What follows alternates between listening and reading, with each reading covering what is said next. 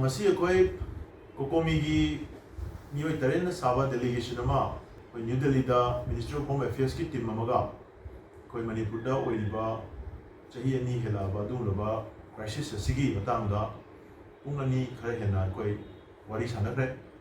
ꯍꯥꯏꯔꯤꯕ ꯃꯤꯐꯝ ꯑꯁꯤ ꯑꯩꯈꯣꯏ ꯅꯨꯃꯤꯠ ꯌꯨꯡꯕ ꯃꯇꯨꯡ ꯄꯨꯡ 12ꯒ ꯃꯤꯅꯤꯠ 15ꯃꯨꯛ ꯆꯠꯄ ꯑꯗꯨꯋꯥꯏꯗꯒꯤ ꯍꯧꯕꯗꯨꯅ ꯅꯨꯡꯊꯤꯟꯒꯤ ꯄꯨꯡ 2ꯒ ꯃꯤꯅꯤꯠ 15 2:30 ꯐꯥꯎꯒꯤ ꯁ꯭ꯋꯥꯏꯐꯥꯎꯕ ꯑꯩꯈꯣꯏ ꯆꯥꯎꯔꯥꯛꯅ ꯄꯨꯡ 2ꯃꯨꯛꯀꯤ ꯆꯥꯡꯗ ꯃꯤꯐꯝ ꯑꯁꯤ ꯄꯥꯡꯊꯣꯛꯈꯤ꯫ ꯍꯥꯏꯔꯤꯕ ꯃꯤꯐꯝ ꯑꯁꯤꯗ ꯑꯩꯈꯣꯏ ꯇꯣꯉꯥꯟ ꯇꯣꯉꯥꯟꯕ ꯏꯁꯨꯁꯤꯡ ꯃꯄꯨꯡ ꯑꯣꯏꯅ ꯑꯩꯈꯣꯏ ꯃꯦꯒꯤ ꯇꯥꯡ 3 ꯍꯧꯈꯤꯕ ꯃꯦꯒꯤ ꯇꯥꯡ 3ꯗ ꯂꯧꯈꯤꯕ ꯃꯅꯤꯄꯨꯔ ꯃꯤꯌꯥꯝꯒꯤ ꯑꯗꯨꯒꯨꯝꯂꯕ ꯄꯤꯄꯜꯁ ꯀꯟꯚꯦꯟꯁꯟꯗ ꯂꯧꯈꯤꯕ ꯔꯤꯖꯣꯂꯨꯁꯟꯁꯤꯡ ꯑꯗꯨꯗ ꯌꯨꯝꯐꯝ ꯑꯣꯏꯕ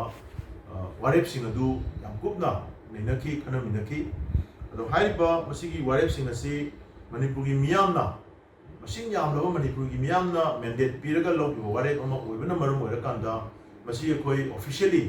ꯑꯩꯈꯣꯏ ꯏꯟꯗꯤꯌꯥ ꯒꯚꯔꯟꯃꯦꯟꯠꯒꯤ ꯍꯥꯏꯌꯦꯁꯠ ꯂꯦꯚꯦꯜꯗ ꯄꯨꯈꯠꯂꯒ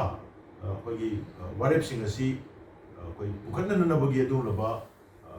ꯑꯩꯈꯣꯏꯒꯤ ꯃꯥꯏꯀꯩꯗꯒꯤ ꯋꯥꯐꯝꯁꯤꯡ ꯊꯝꯖꯔꯝꯃꯤ꯫ ꯑꯗꯣ ꯍꯥꯏꯔꯤꯕ ꯄꯣꯠꯁꯤꯡ ꯑꯁꯤ ꯃꯤꯇꯤꯡ ꯑꯗꯨꯗ ꯑꯗꯨꯒꯤ ꯆꯥꯎꯔꯥꯛꯄ आइडियासिंग अदुम अखोई लौमिनख्रे। अनीसुबदा अखोई गौहलताबीगी हंदक थोइबा याम नुंगाइतबा इशू असिगी मतांगदसु अखोइगी माइकैदगी मणिपुरगी मियामदा फाउरिबा पेंदबा नुंगाइतबा अमदि मदुगी सेंटिमेंटसिंग अदु अखोई चप चाना थमजखिबगा लोइनना मणिपुर मियामना हुजिक तालिबा पेंदबगी डिमांडसिंग अदु चप चाना अखोई थमजखरबा मतुंगदा हाइबा वाफमसिंग अदु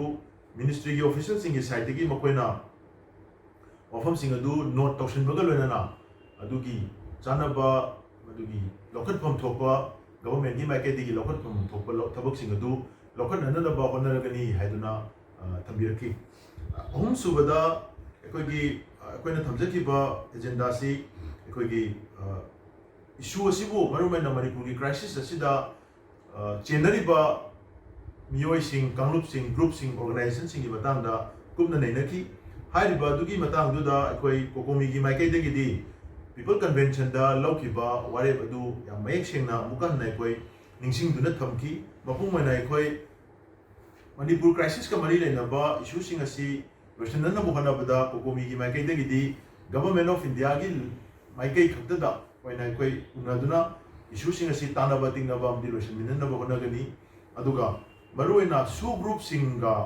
अखोई चथरिबा अदुंगलबा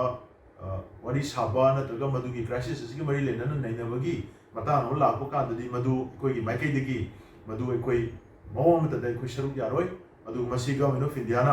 मखोइगी लेवलदा तौजगदबा थौनी मदुदा अखोइना यावरोय। तौबदबु अखोई चिनकुकी मिजो जोमी मार मरुइना मिचम मियाम मणिपुरी ओइना लेबा पामजबा मिचम मियाम अदुगी दमक्तदी अखोई सोइदना अखोई पाइखटफम थोबा थबकसिंग पाइखटननबु होनगनी। तौबदबु अदुगी मांगजौनना अखोई एंटी पीस हाबदी शांति पुरंगनबु होनबदा अयेर अपन पीरिबा फोंगना इराम हौरिबा अदुमबा एलिमेंटसिंग असि इंडिया गवर्नमेंट की माइकैदगी मदु हाना कंट्रोल तौबा अमदि कंटेन तौननबु होनबिगदबनी हाबसि अखोई माइकैदगी यामयेकसिंगना अखोई थमजखि। मरी सुबा पॉइंट अखोइना थमजरमबसि नार्को टेररिज्म अमदि अखोई खुलाई पाइबा ग्रुप सिंग की मतंगदा अखोई यामना लूना मसिगी ओइबा कंसर्न सिंग अखोई थमजखि। मरुइना मणिपुरदा नार्को टेररिज्म की अचौबा अखोई थ्रेट अमा लेरे मपुंगोइना मसिना मरम ओइरकांदा अखोई क्रॉस बॉर्डर इलीगल इमिग्रेशन अदगिदी अखोइगी मदुना मरम ओइरकांदा वाइड स्प्रेड मणिपुर की चिंगी सरुकसिंगदा इलीगल ओपियम कल्टिवेशन लापा अदगिदी फॉरेस्ट एनक्रोचमेंट लापा अदगिदी अखोई लॉ एंड ऑर्डर की फिवम याम सोचलकपा हाइबना चिंबा वाफमसिंग असे नार्को टेररिज्म न मरम ओइरगा थोलकपा पोट नाक्तनी। अदुगा मदुगी ओपियम कल्टिवेशन सिंगसिदगी फंगकपा सेनफमसिंग अदुना खुलाई पाइबा आर्म ग्रुप मरुइना मापानदगी चंगजलकपा फॉरेन आर्म ग्रुप लीडरसिंगना लीड तौबा अदुंबा ग्रुपसिंग असे मसिदा चौबा मपांगन हापचनबा अदुगा पुनमक्सी दगी हेन्ना अखोइदा प्रॉब्लम लेरिबदी इंडिया गवर्नमेंट की माइकैदगी मसी 2008 दगी हौरगा ngasi fawba makoida peace process की मिंगदा साइन तौसलगा फाइनेंस सपोर्ट पीबा अमदी लेभम चाबा केम सिंग सादुन लेहननबगी ꯊꯕꯛ ꯄꯥꯏꯈꯠꯂꯛꯄꯁꯤ ꯒꯚꯔꯟꯃꯦꯟꯠ ꯑꯣꯐ ꯏꯟꯗꯤꯌꯥꯒꯤ ꯃꯥꯏꯀꯩꯗ ꯑꯩꯈꯣꯏ ꯀꯣꯀꯣꯃꯤꯒꯤ ꯃꯥꯏꯀꯩꯗꯒꯤ ꯃꯁꯤ ꯑꯊꯨꯕꯗ ꯃꯁꯤ ꯑꯩꯈꯣꯏ ꯔꯤꯚ꯭ꯌꯨ ꯇꯧꯕ ꯑꯃꯗꯤ ꯃꯁꯤ ꯅꯧꯍꯧꯅꯅ ꯑꯩꯈꯣꯏ ꯇꯥꯟꯅꯔꯒ ꯀꯝꯗꯧꯅ ꯃꯁꯤ ꯍꯦꯟꯗꯜ ꯇꯧꯒꯗꯒꯦ ꯍꯥꯏꯕꯁꯦ ꯃꯗꯨ ꯇꯧꯕ ꯇꯉꯥꯏꯐꯗꯕ ꯂꯩ ꯍꯥꯏꯕꯁꯤꯃ ꯑꯩꯈꯣꯏ ꯊꯝꯖꯔꯝꯈꯤ ꯃꯉꯥꯁꯨꯕꯗ ꯑꯩꯈꯣꯏ ꯇꯉꯥꯏꯐꯗꯅ ꯍꯧꯖꯤꯛꯀꯤ ꯃꯅꯤꯄꯨꯔ ꯃꯤꯌꯥꯝꯅ ꯏꯔꯥꯡ ꯑꯁꯤꯅ ꯃꯔꯝ ꯑꯣꯏꯔꯒ ꯊꯦꯡꯅꯔꯤꯕ ꯆꯩꯊꯦꯡꯁꯤꯡ ꯐꯪꯂꯤꯕ ꯑꯋꯥꯕ ꯃꯩꯁꯥꯁꯤꯡ ꯑꯁꯦ ꯃꯁꯤ ꯀꯣꯛꯍꯟꯅꯅꯕꯒꯤꯗꯃꯛꯇ ꯑꯩꯈꯣꯏꯒꯤ ꯃꯥꯏꯀꯩꯗꯒꯤ ꯋꯥꯐꯝ ꯈꯔ ꯊꯝꯃꯝꯃꯤ ꯃꯗꯨꯗꯤ ꯑꯩꯈꯣꯏ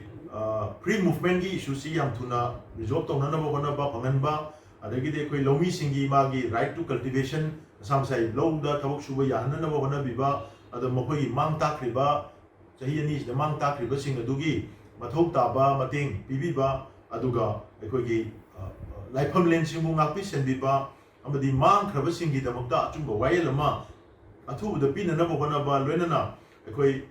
ꯃꯌꯨꯝ ꯃꯀꯩ ꯀꯥꯏꯗꯅ ꯆꯦꯜꯂꯒ ꯂꯩꯔꯤꯕ ꯂꯥꯟꯖꯦꯟꯅꯔꯒ ꯂꯩꯔꯤꯕ IDPꯁꯤꯡꯒꯤ ꯔꯤꯁꯦꯇꯜꯃꯦꯟꯠꯒꯤ ꯏꯁꯨ ꯂꯣꯏꯅꯅ ꯃꯈꯣꯏꯒꯤ ꯍꯧꯖꯤꯛ ꯊꯦꯡꯅꯔꯤꯕ ꯈꯨꯗꯣꯡꯆꯥꯗꯕ ꯃꯍꯩ ꯃꯁꯤꯡ ꯇꯝꯕꯒꯤ ꯑꯅꯥ ꯂꯥꯏꯌꯦꯡꯒꯤ ꯀꯔꯤꯒꯤ ꯃꯌꯥꯝꯁꯤꯁꯨ ꯈꯔ ꯃꯁꯛ ꯊꯣꯛꯅ ꯂꯣꯏꯁꯤꯟꯕ ꯉꯝꯅꯅꯕ ꯈꯔ ꯑꯊꯨꯕꯗ ꯑꯔꯖꯦꯟꯠꯂꯤ ꯊꯕꯛ ꯄꯥꯏꯈꯠꯄꯒꯤ ꯇꯉꯥꯏꯐꯗꯕ ꯂꯩ ꯃꯗꯨ ꯄꯥꯏꯈꯠꯅꯕ ꯍꯣꯠꯅꯁꯤ ꯍꯥꯏꯗꯨꯅ ꯑꯗꯨꯃ ꯊꯝꯖꯔꯝꯈꯤ ꯑꯔꯣꯏꯕ ꯄꯣꯏꯟꯠꯇ ꯑꯩꯈꯣꯏ ꯀꯣꯀꯣꯃꯤꯒꯤ ꯃꯥꯏꯀꯩꯗꯒꯤ ꯄꯤꯁ ꯄꯨꯔꯛꯅꯅꯕꯒꯤꯗꯃꯛꯇꯗꯤ ꯑꯩꯈꯣꯏ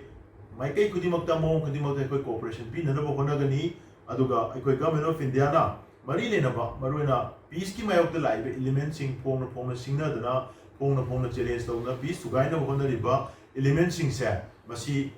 ꯌꯥꯔꯤꯃꯈꯩ ꯃꯁꯤ ꯑꯩꯈꯣꯏ ꯃꯇꯤꯛ ꯆꯥꯕ ꯊꯕꯛ ꯄꯥꯏꯈꯠꯄꯗꯣ ꯃꯤꯌꯥꯝ ꯈꯪꯅ ꯊꯕꯛ ꯄꯥꯏꯈꯠꯇꯕ ꯌꯥꯗꯕꯒꯤ ꯇꯉꯥꯏꯐꯗꯕ ꯂꯩ ꯃꯗꯨ ꯄꯥꯏꯈꯠꯄ ꯉꯝꯕ ꯇꯥꯔꯒꯗꯤ ꯁꯣꯏꯗꯅ ꯑꯩꯈꯣꯏ ꯏꯔꯥꯡ ꯑꯁꯤ ꯂꯣꯏꯁꯤꯟꯅꯕ ꯍꯣꯠꯅꯕꯗ ꯑꯆꯧꯕ ꯃꯇꯦꯡ ꯑꯣꯏꯒꯅꯤ ꯍꯥꯏꯕ ꯋꯥꯐꯝꯁꯤꯃ ꯊꯝꯖꯔꯝꯈꯤ ꯑꯗꯨꯒ ꯃꯁꯤꯒꯤ ꯃꯤꯐꯝꯗꯣ ꯑꯩꯈꯣꯏ ꯆꯥꯛꯂꯦꯟ ꯑꯃ ꯆꯥꯃꯤꯟꯅꯔꯕ ꯃꯇꯨꯡꯗ ꯅꯥꯀꯜ ꯑꯅꯤꯃꯛꯀꯤ ꯃꯥꯏꯀꯩꯗꯒꯤ ꯑꯩꯈꯣꯏ ꯃꯈꯥ ꯇꯥꯅ ꯑꯩꯈꯣꯏ उन्नदुना वारी उताई साबा ताना तिंगबा सि चथबा लोनना मणिपुरदा अथुबदा कोई पीस पुरना होनबदा कोई पुन्ना थबक तौमिनबगी यानबदुमगा कोई थमिनकी